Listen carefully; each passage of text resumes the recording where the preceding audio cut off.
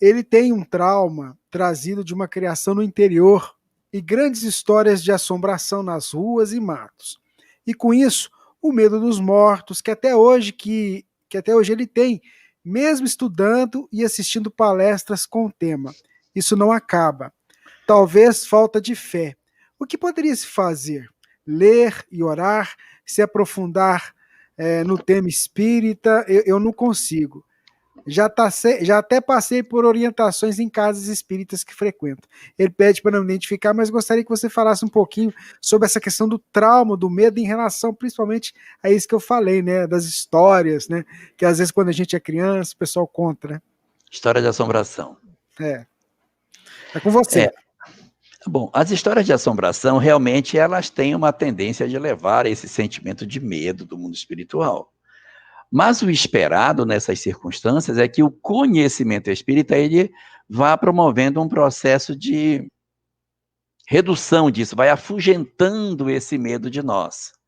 Se esse seu medo persiste com todo o conhecimento que você já tem da doutrina espírita, se todo esse conjunto de experiências que você já viveu, ele ainda persiste, dá para imaginar que talvez isso não se refira a esta existência.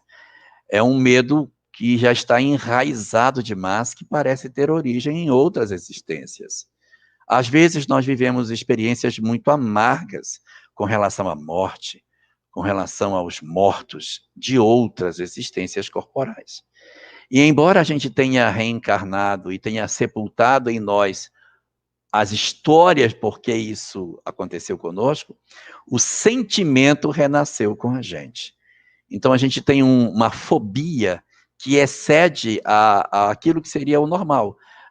Eu quero dizer para você que existe uma natural um natural receio de entrar num cemitério à noite. Ai, meu Deus, não.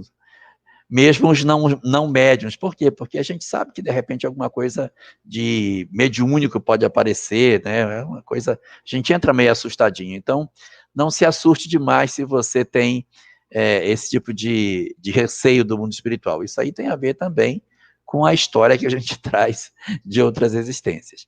Aí você pergunta o que fazer para tentar resolver isso. Olha, eu senti em mim uma mudança muito grande com relação a isso, através da leitura de um livro. Chamava-se O Céu e o Inferno, de Allan Kardec. Esse livro foi um livro muito importante para mim. Quando eu conheci a doutrina espírita, eu vim lendo na sequência, mas assim, as pessoas dizem, eu adorei o Evangelho segundo o Espiritismo. Eu li, ele não foi assim aquela coisa, nossa, essa obra é um espetáculo. O Céu e o Inferno, o Livro dos Médiuns eu li também, prestando atenção nele e tal, mas ele não me causou um impacto que eu gostaria que me causasse. Mas quando eu li O Céu e o Inferno, eu fiquei profundamente impressionado.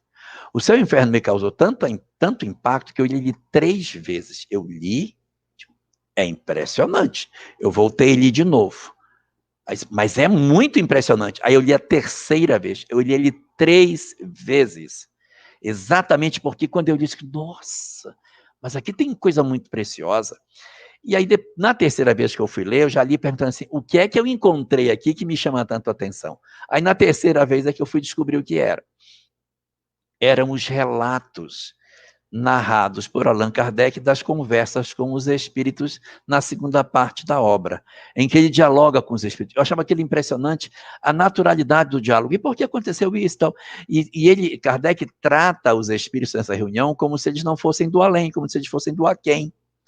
É uma conversa muito franca. Aí ele conversou com o Messier Sanson, que era da Sociedade Parisiense de Estudos Espíritas. A conversa que eles tinham eram conversas muito próximas, de amigos. O cara desencarnou, você conversando com ele, normal. Então, se eu pudesse lhe dizer o que fazer, eu lhe diria, pegue a 2ª parte de O Livro do Céu e Inferno, dá uma lida naqueles casos que tem ali, que é impressionante, você vai vendo como que há naturalidade nesse fenômeno da morte, como é interessante a forma como Kardec lida com essa comunicação. E talvez isso ajude você a tirar um pouco desse seu sentimento. Todos nós naturalmente temos esse tipo de, assim, um certo bloqueio. Eu também tinha, não é?